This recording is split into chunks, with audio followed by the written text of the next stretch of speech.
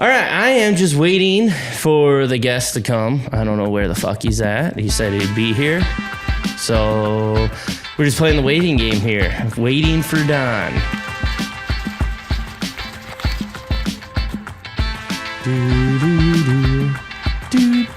All right, here he comes. All right, rolling in. All right.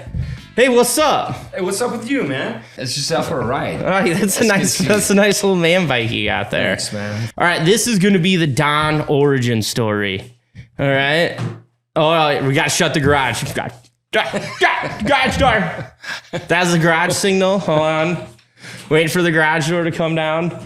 Yeah, bud. Ah, we got it. All right. Fire him. All right. That's open a couple seconds longer. All right, the garage door is going to the back, but this is the Don origin story. And I even took a little bit of notes, and we're going to tell you about... more than you did in high school? Oh, yeah. I wasn't the best student, to be honest with you. See, I was. You were a good student. I had a 1.89. Yeah, we might not even get to the high school years in this point. But yeah, we did kick out, one guy's been banned for not being able to be quiet in the background. We put him on a probationary period, Dave. David, yes. Yeah, so he's on a probation period. Right. We were going to give a shout out to his bar to sponsor, but since he talked too much, we're going to give him free sponsorship. Talk too much, we're going to hold off. Yeah. So he was going to get free sponsorship, but maybe in a couple weeks we'll revisit that. Right. All right. So now we just got to He's not blackballed like Basil was the son. Yeah, not like that. But we got to get to your origin story. You were born March 22nd, 1955. 55. What hospital were you born in? Webster City, Hamilton County Hospital. But I'm from Webster County. Webster County. All right. We got our cameraman in the background giving too much stuff to me. All right. Settle down back there with your instructions. All right. So he's born in Webster County. Yep. And then after that, do you have any first memories that stick out in your mind? Yeah, it was right away we went to work, you know. You're like a baby working. I'm a farm kid, you know, so there was, you know, you didn't really have childhoods. You just had periods of time when you didn't work, then you worked. Yeah, and then your hometown was like 500 people. You know, back then Duncombe was 500 people. How many bars did it have? 3 bars. Three At one bars? Time, 4. At and 3 4. churches. Well-rounded people. Yeah, you guys, that's a good We town. all got along. We all got along together. So farm kid, you grew up as a farm kid. Absolutely. Doing chores the whole time. Yeah, we did. You know, as soon as you could do chores, you did chores. And I was the only boy. You know, my sisters apparently they could only like stay in the house and sew, except they could walk beans. But you know, they could walk beans. Do all the work. You had to walk. And they were beans. mean to me anyway. They were mean. They're my older sisters. All right. No, I'm kidding. Grew up doing chores. A very small town. You were an extremely hyperactive kid. I was probably. They didn't diagnose you that then, you know what I mean?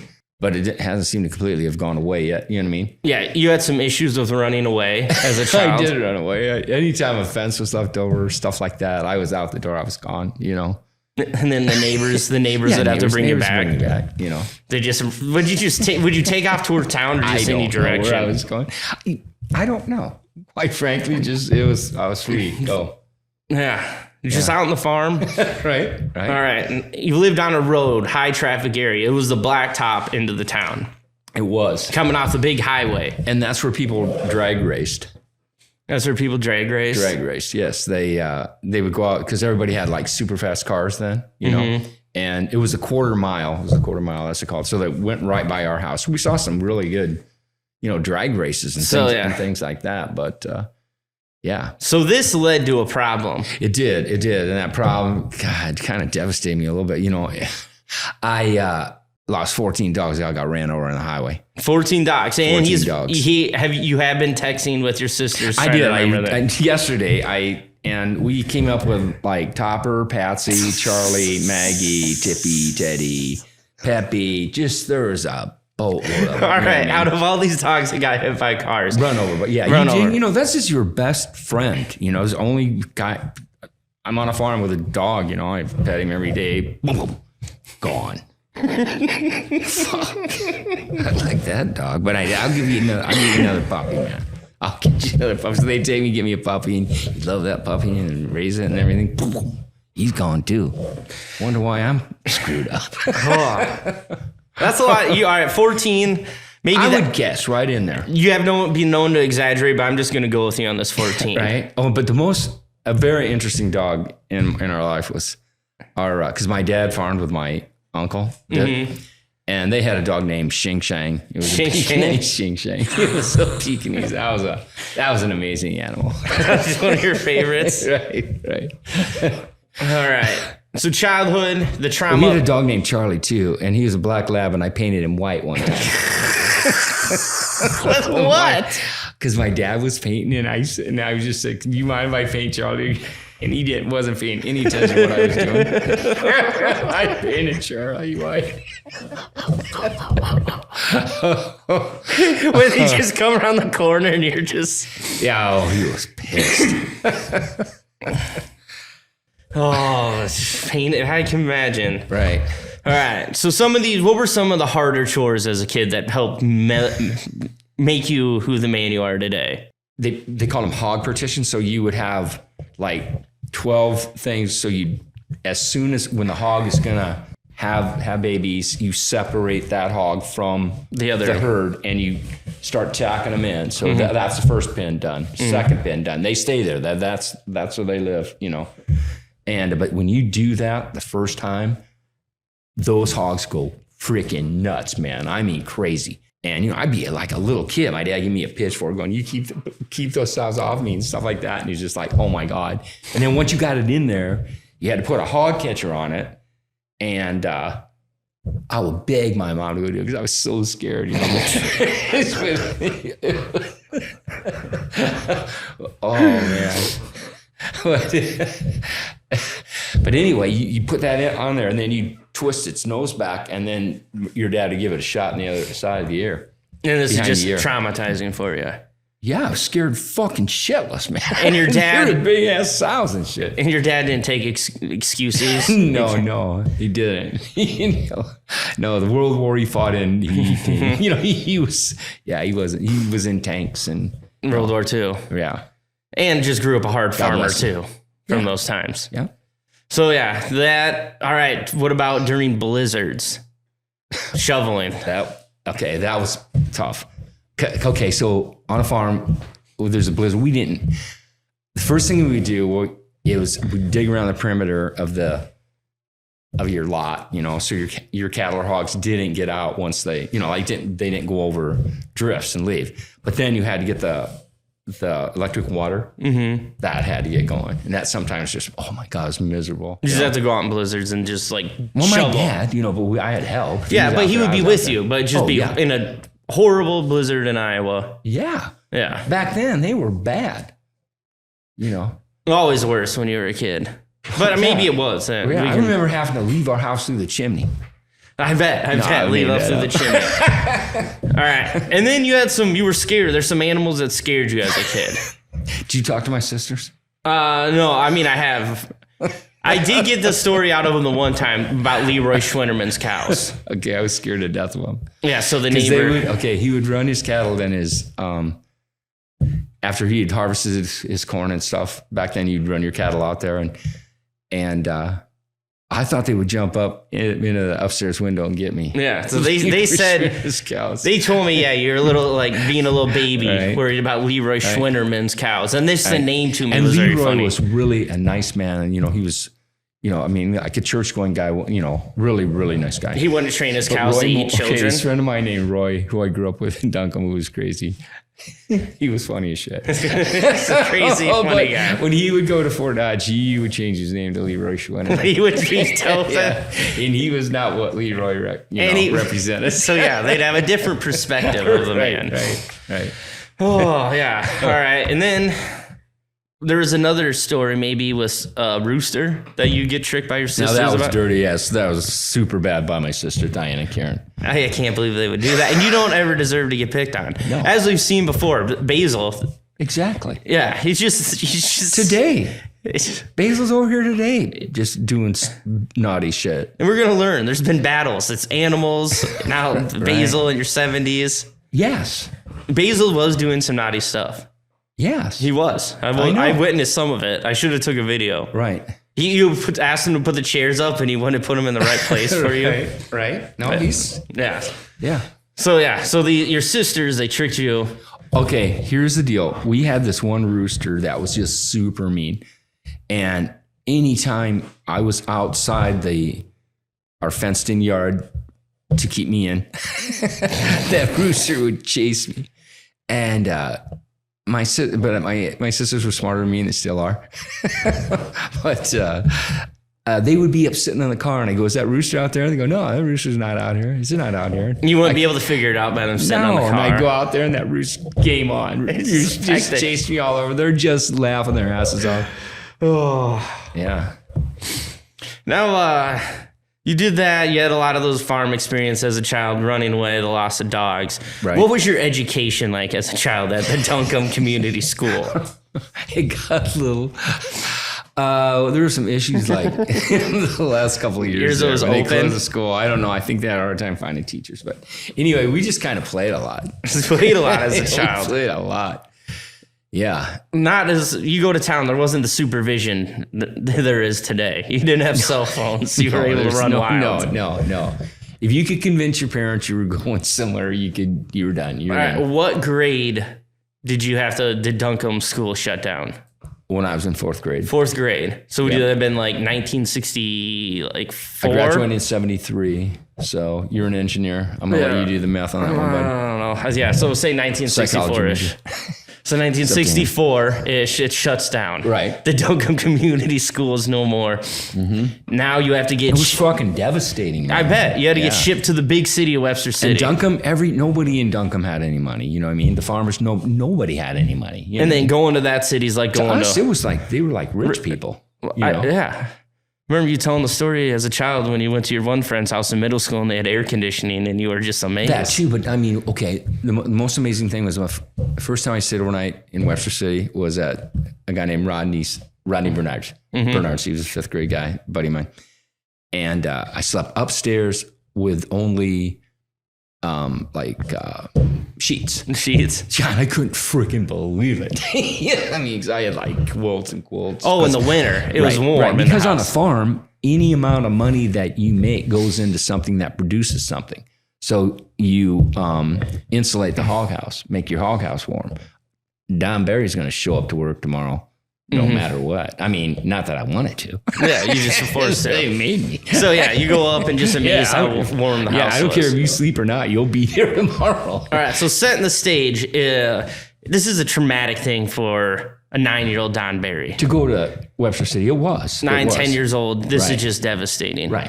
And then there were rumors that the special kids went to a certain school and you were deathly afraid of being one of those kids. That's true. They were going to send me to... Webster City. It was south, but it was Elm Park, I think. Yeah, and you were just devastated. I was. The possibility. I was truly devastated. I thought, I can't live through this. I'm leaving Duncombe. I have to go to this. So I begged my mom to go change it, see if you can do it. She got it changed. So then I went to Riverview. All right, you went to Riverview. Right. Now, how do you think that in the first couple of days, you think the teachers are able to figure out that you might be a handful for them? How long do you think that took? How long do you think from your arrival that first day of school, you think it's minutes, it's even seconds until they're like, we're going to have a problem with this. This child the might whole be a group. We were all just very nuts. Uncivilized children. It was like a lot of Duncombe kids. I mean, there was just like a lot of ADHD there, and they were just... everybody's always out trying to, outdo each other. And it was a fun place to be raised, man. I can imagine. Yeah, it's just everybody's innovative, figuring out different ways. We kind of run by a guy named Craig Royster. Yeah. I call him Surecock. Surecock. He was the leader of all you guys. Yeah. He's a big guy. Cool as fuck. He's just cool dude. Just cool dude from back in the day. Yeah. All right. So did these teachers, any of them, all right, set the stage too. Back in the day was, they could discipline. Corporal punishment? Yeah, they could discipline different. Yeah, they could beat the fuck out of you. Did you ever get paddled? Paddled? paddle, spank. Got that shit, grab by the ears, like, oh my God. This is hyper-ass. But in 5th grade, I got spanked damn near every day. Yeah, you were just too hyper, and the only way they figure out to deal with Just it. an old maid teacher, she's trying her best, and she caught me up academically. I'll give her credit for that. But oh my God, that's not a good feeling. Wake up in 5th grade knowing you're gonna go get beat again. Yeah. It's not like hard spanks, just a skinny little thing, but just a intimidation. And getting just humiliated. You get set aside from the other kids. God, yeah. You just go to the office, all right. You go get fucking whacked again. It's part of your daily routine. Right. And then in junior high, they could paddle you. Oh yeah, I got paddled all the time by gym teachers. My gym teacher was cool as hell. Yeah, I mean it's probably just His name was Jim they Hubbard. probably I like love the sitting there in the lounge just talking about how They did. Yeah, just Jim Hubbard was. He smoked cigarettes. Just I beat the piss out of Donnie today. Yeah, and then he was my other coach too. He's a great guy. I love the guy. Yeah, they're just like, hey, we're gonna take our frustration out, or he's gonna figure it out. I'm not gonna mention his name because he's a legend in girls softball. But when he was, that's enough. All right, people are figuring it out. But I love the guy. He did such a good job. We got someone just walked in the door. Hey, we have an audience now. Come here. No, Don't come on in. Ignore Brian. No. Yeah, right. Brian's our director. We have an audience now. We have an audience. Right. There's the guy you might know. He's in the background. I call him Bezel. He's a little guy. He was on our last interview. Some people call him Basil. All right, so we were talking about Don getting the crap beat out of him at in elementary school. All right, there's another thing. No, not the crap beat out of me, but just... All right, paddled a bunch. Not paddled. I was spanked. Spanked. All right. So I was later paddled. Later paddled. Oh yeah. When you're older. Junior high. Junior high. Oh, yeah. Junior high, you didn't really figure it out. You were still dealing with hyperactivity. Yeah, for some reason. All right. So you go carry on through to high school. I got another question for you. Yeah. How old were you when you started smoking cigarettes? I was in like probably 5th grade. Yeah. I got a cold. Duncombe people just did shit earlier. So where were you getting cigarettes in 5th grade? Oh, everybody give you cigarettes. You could just go up to they were 45 cents in a machine. So if you're in 5th grade. There were just machines everywhere. You just go up, throw your money in. You just be smoking cigarettes walking down the street. Yeah. just ripping cigarettes. Right. Well, it started a little bit too. Okay, well, my sister's boyfriend would give me cigarettes and have me, then I'd leave to go smoke the cigarettes. And well, she ended up pregnant and I ended up with a bad habit. So that didn't go so well. Did it? God bless her. She's a wonderful woman. So your problem child, you're already smoking cigarettes in 5th grade. Right. All right. Did you have a bike you would like ride around town? How would you get into town in middle school? I always had like super shitty bicycles. But you had a crappy bicycle you'd ride into town. And then go. I had a bicycle. Or would you run into town? I usually drove the tractor into town. In what grade? Like 5th grade. You would drive the tractor into town in 5th grade. Yeah. That's how you got to town. Yeah, a 560. You just roll into town as a 5th grader on a tractor, get out and smoke. Into Duncombe. Yeah, not there, but that to just set the stage. We smoked cigarettes. One time we were smoking cigarettes under these fucking storage tanks. We go, nobody will catch us here, man. And then later we go, did those explode? Like gas tanks and shit.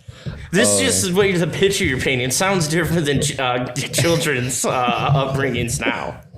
Yeah. So God, I hope so. I don't know. Maybe better in 5th grade to ride tractors and smoke cigarettes than be addicted to your phone. I don't know. Right. I don't know. You're both playing with fire.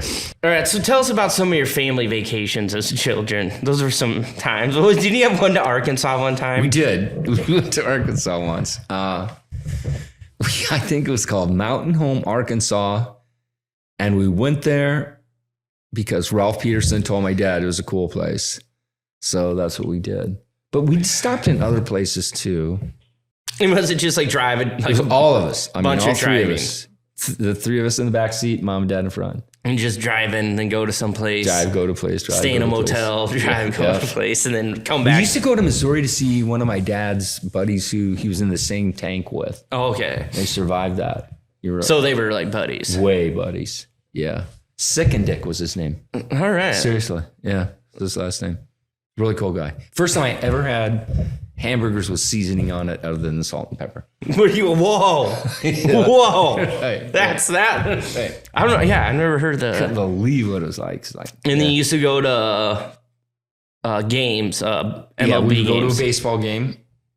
Yeah. In fact, I saw Roger Maris, Mickey Mantle, Whitey Ford, the whole group. I was like 5. I sat on my mom's lap. Did you? Did You did say? Oh, you sat on your mom's. That's very cute. right. That was our ticket. Did you ever drive We up? would just drive up and come back Yeah. before the interstate. Did this ever happen? And then as later in life, then I'd have to be in the bean field right away the next day too, you know. Did it ever happen that you went up and it got rained out and it was devastating? Fuck. Yeah, it was. I mean, it was. That was what we're farm kids. We didn't get shut. And then once you get something and you didn't get it. You drove all the way up that. Extremely. That'd been bad. I mean, I got it. Yeah, I was like. But you're sad right devastated. now just thinking about it. Yeah, yeah. All right, I'll be able to hold together. so then you get to your middle school years. Yep. In middle school, you meet a friend.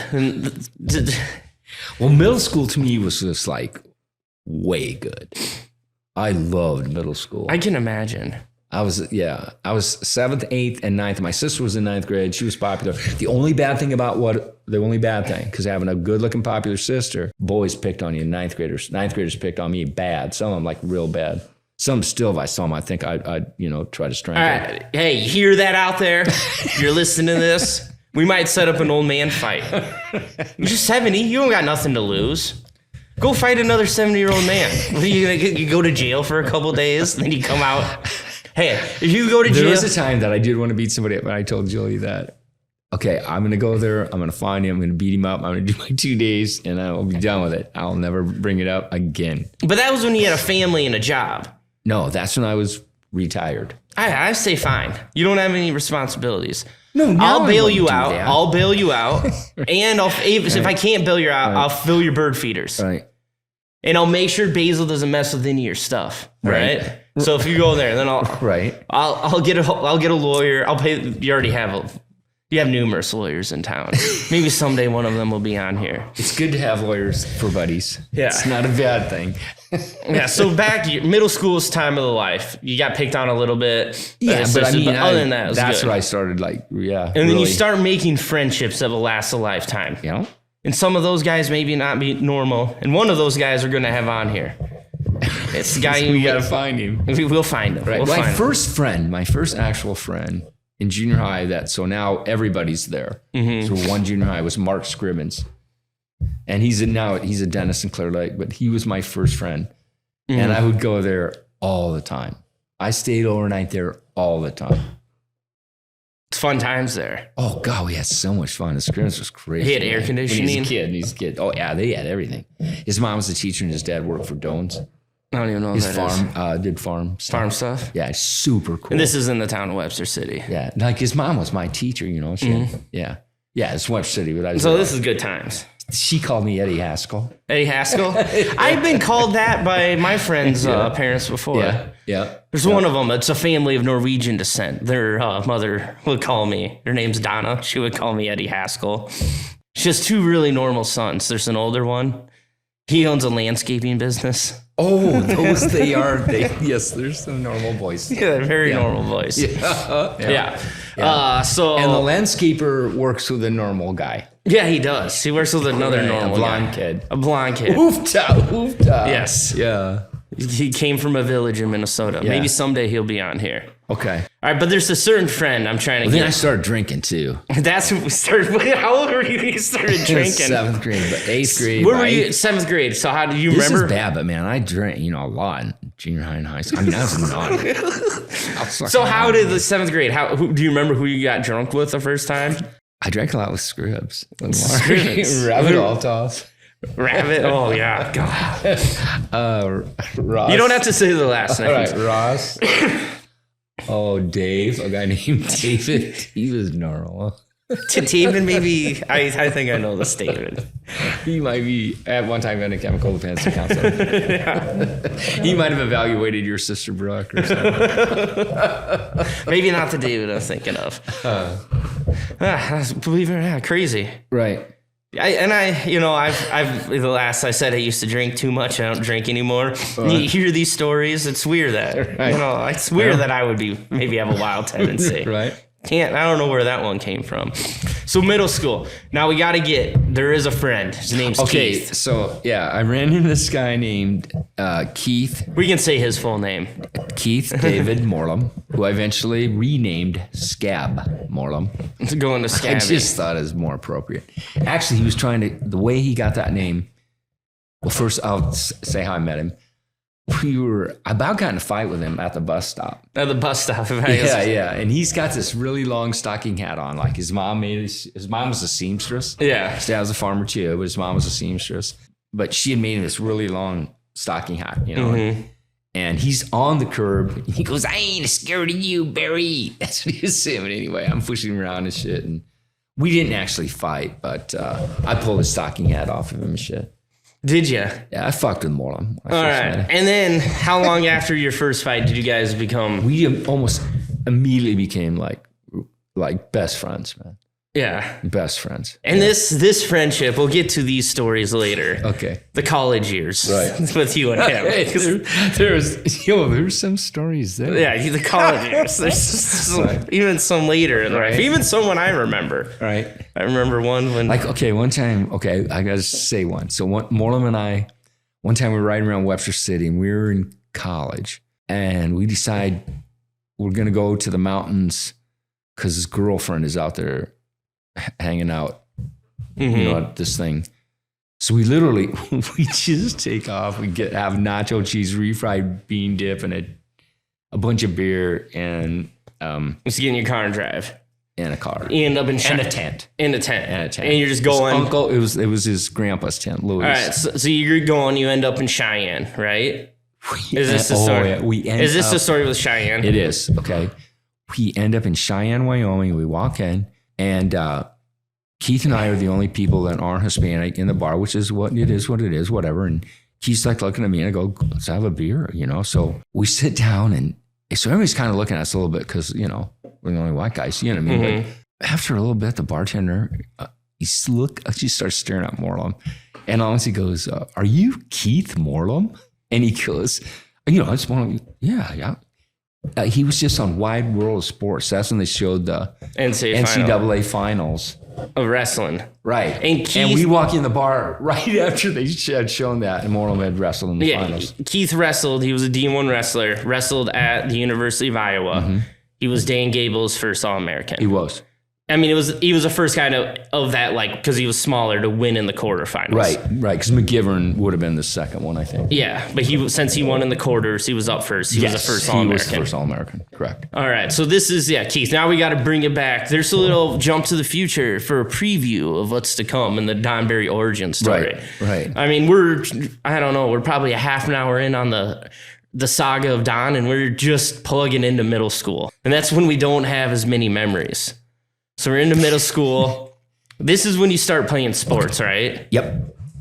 You and Keith, you found your best friend. You found your best friend. Morlam. You found your best friend, Morlam. Right. Some of your other, got scrimmage. Yeah. And Rabbit. Yeah, Rabbit. Rabbit I still see Rabbit to this day. Okay, when I met Rabbit, Rabbit was like super straight. Like he was the straightest guy. In the world? Yeah. We destroyed old Rabbit. Rabbit was very straight. And then met you. Got real good grades. We took care of that. Took care of that. Oh, yeah. His grades. Rabbit needed some Duncomizing. All right, because he was a city kid. All right, so you get there, middle school, you start playing. When I was a Duncombe guy, when I'd drive my tractor by the city kids, the town kids, on my way to the next field, I fucking hated them. Oh, the town hated them. Motherfuckers. Town kids, yeah. Fucking God damn it, those kids. Right. All Sorry, bounce around there a little bit. right, so middle school, you are now playing sports. Played football? Yes. And then wrestled? I was a pulling guard as an 8th grader, starting pulling guard and linebacker. All right. Was there a linebacker behind you, maybe? There was indeed. And he was still there. He was on the smaller side, right? He was. Man, you were good friends with this guy also. I was. But he happened to be my understudy. His name was Keith Morlam. And he was the second string linebacker behind Big Don Barry. All right. And he resented it. He hated it. Keith, and I never reminded him of it. Keith, you know what I mean? if you're hearing this, I'm trying to give you that. I'm going to track you down. You're going to be on this. Also, people, I am working on, I might have lined up a whistleblower interview of the sauna incident. Yep. We just got to work out some stuff, some logistics. We're gonna hide their identity because I mean you guys have seen Basil. He's a big, strong guy. He's intimidating. Right. So we maybe have that in the works. Are you speaking about my cooperating evidence? Yes, we might have. I have spoken with the person. I'm trying to negotiate. They're a little nervous, but I think we can get them doing a whistleblower interview. Yeah. So we got segments. We got a podcast. We got the Don Origin. And I will say this about that guy, that witness. He would be super hard to kidnap. Hey, I've never ever had a heavyweight wrestler kidnap. Ever, not once. He'd be hard to grab and move. Right. Zach Santee, I thought someone was going to kidnap him one time. Maybe he's not a heavyweight. Maybe we're just trying to get you off the scent. Remember, we're hiding his identity. Remember? Right. Oh, that's right. That's right. Maybe he's a 25 pounder. So back now. You're back in middle school. You are now playing sports. You have your understudy. So now the Duncombe kids.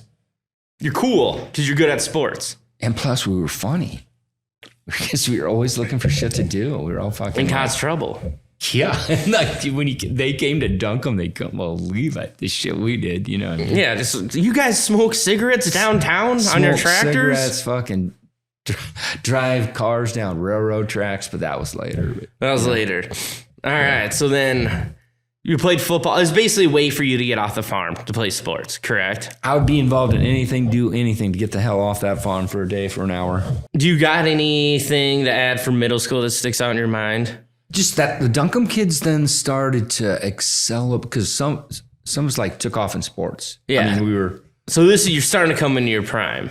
Yeah, they're realizing. Yeah, these people they're and you're fitting into the higher society of the society a little better. You're starting to. Oh yeah. You're starting to figuring out the ways. Right. Getting caught up in school. Yes. You're not a dummy. No. All right. How was your? And then that's about it for that. Now we can talk about how was your day. It was a parade today. All right, so set the stage. It was the Don Festival. It used to be called the Band Festival, but I changed it to the Don Festival. And I invite all these people to have a parade and 3-day celebration. It's awesome. Yeah, so these Iowa towns always have their certain day, and the town's day is the day, and they had a parade. And multiple people would come out, and the band director of the high school came. He left the line to shake your hand. He did. Hey, one thing though, and I want for sure before we close, I want all the people to know that, and you can check this out because it's true. It's a fact. All the small towns in Iowa are named after their water tower. Coincidence? I think not. They are indeed named after their water tower. That's a fact. So yeah, and then I did get picked on during the parade. Do you see that? I did see that. It was horrible. There's this big stocky guy. Yeah, he's going to intervene. He was from a town near here. Right. I'm just going to say it has rock somewhere in its name. Was it the Heimlich maneuver boy? We're going to blank that out. We're beeping that out. Remember, we're not giving his ID. Okay, that's right. Yeah, we're going to beep that out. But yes, you were right. I didn't say his name. I said maneuver. Yes, there's a maneuver. But he called out. He said he watched our podcast. He said the moderator. That has to stay in there. Yeah. Or I quit. Yeah. No, he made fun of my moderating skills. I can't believe he while walking in the parade. He made fun of me. And I can't believe Justin would make fun of you. We're gonna blank that out again. And then he made fun of me. And I can't believe would make fun of you. Yeah, he did. Right. He memorized a quote I made in a high school paper, and he said that to me about using ankle picks and firemen's. Right. 20 years later, he still always asks me. Okay, here's the thing that I told a person today at the parade. I said, this guy could add freestyle tournament. He went with us a lot of freestyle tournaments, and he's one of those guys could be sound asleep in the bleachers, out like a light. wake him up and say, "You're on mat 1 now." And he's ready to roll. Perform. He's ready to roll. Ready to roll. Just go perform. And he's built very weakly. Him and his brothers, they all have they're all very weak people. Yeah, you see them, they're weak people. Yeah. Cole's probably the weakest. We're gonna blank that name out there too. No, we'll say there. The Heimerlichs, Cole. Heimerlichs, yeah. Yeah, we got picked on by him. Right. All right, we got a third mic here today helping. He's in the background. Say hello, Brian. Hello, Don's Garage. All right, thank you for your contributions today. He was here helping be a roadie. Our other guy, John, he wasn't able to make it today. We must say, also in high school, Brian's senior year, he was the second team All Metro, which included Des Moines Conference linebacker. Yes. Let's go. Thank you, 20 Don. years ago. Thank you Welcome, for Brian. continuing to remind proud. me and the world about my football. Over 20 years ago, experience. Right. But this parade was good for you. You got a lot of people called your name I love out. parades. I just love parades. I mean, especially Do you like the one thing, if I won the lottery, I'd buy each and every one of those schools in the parade a nice uniform. So let's win the lottery. You know what? Rich people should pay for those kids. Give them really nice uniforms. They deserve that. Speaking of rich people, we need sponsorships. We do. All right. Yeah. So I know some of you people listen, maybe you own a business. I could just guess. Maybe say if you're like a dentist, a big, strong dentist out there. With red hair. A big, strong, redheaded dentist. Yeah. Maybe you could be front of the line. Right. Or- One thing about I know a big, strong, redheaded dentist, and every time he's on the same flight I am somewhere, my wife and I both get called in for root canals. Do they? Yeah, I've never seen such a deal. Every single, I see him on an airplane. Oh, shit, damn, I can get another damn root canal. Yeah. So we need sponsorships, and then what do you gotta do? We need likes. Got to share. Smash. So you gotta smash that like button. That's what they say. Yeah. Say it. Smash that like button. Yeah. Kid, point at the camera. Tell them to smash the like. Smash that like button right now. Subscribe. Tell them to subscribe. Right, Point at share. them. Tell them to subscribe. All right, we got that. We love you. We appreciate you. Thank you. Where you get your beer from? Maybe we put the can out there. Oh yeah. Yeah. Brian, do you want to go grab? We'll give a free one. Tasty beverages. We'll give a free. No. Yeah. Brian, get in camera here or off camera. No, he's not. He's gonna slide it in. All right, that's where we get our beer from. That's what makes this possible. Without that, Fat Hill Brewing. It is a nice brewery in town. I would suggest that people go to it. There we go. See, we can do something like this for you. We'll ask him if this is okay to put in later. But yeah, great brew, great roadie skills right there. Put it in the backdrop. But yeah, so we need sponsors, for that. I don't know anybody else in town. And then I can pay the editor. Or else, if we don't, I'm going to have to edit this myself. And you guys don't want that. Actually, we're going to make Don edit it. I think that would be a good idea. So unless we got a guy in Scotland. His name's Matt Sauvé. He lives in the foothills. Oh, Brian left the refrigerator open. Brian, you want 86 out of here? You want black bulb? Sorry. All right. Behave. So yeah, we just need that. Anything else? A lot of people said your name at the parade. Basil wasn't too naughty. Has he taken Asana? He's on a probationary period, but he hasn't taken Asana. No.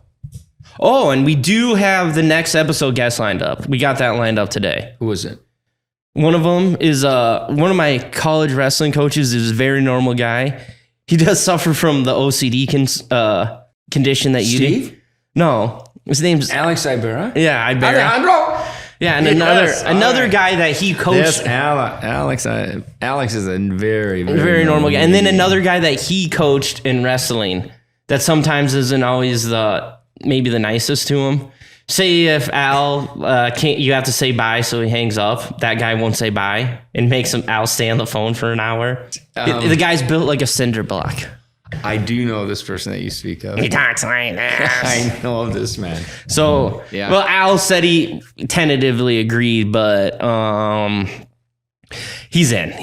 Perfect. He's in. He's already accepted his fate. He seems stressed out. He said he needed time to think about it. He's Alejandro. I've coached with him. Yeah, he's a very extremely wild, not wild, intense. He is very intense. Right. You'll feel it through the camera. So we got that coming up. Right. We got a guy, Iowa City, lined up. He's you're his spiritual advisor. Lives in Iowa City right now. Would that be Jace Rhodes? Yes, Jace. He's damn. agreed. Yeah. He's agreed to be on here. Good. Yes, I was both of the Rhodeses confirmation sponsor. Yes. And now the reason for that is because I'm the only super religious person they know. I know. Yeah. So you are their spiritual advisor. Right, exactly. So Jace agreed to be on here. Okay, cool. We just got to get him back. Right. Lives in Iowa City. Right. Wrestles for Iowa. His his father. His name's Dusty. I do. He's a former head wrestling coach in He's Mason City. my bro, man. He is. I was with Dusty his first year at Mason City. Way back in the day. My junior year in high school. That's how long ago it is. Yeah. So we got plans coming up. We got our editor in Scotland. He lives in a little area off the track. Mm-hmm. Sometimes it takes a little bit to download the videos. Yeah, Matt. Military veteran. Another normal guy. That's how I know. Very normal. Very normal guy. Right. Real normal guy. But yeah, so all right, stay tuned. Don, you got anything to add? This is gonna be as long as the last one. No, just stay tuned, stay safe, and love your brother. All right. Peace out.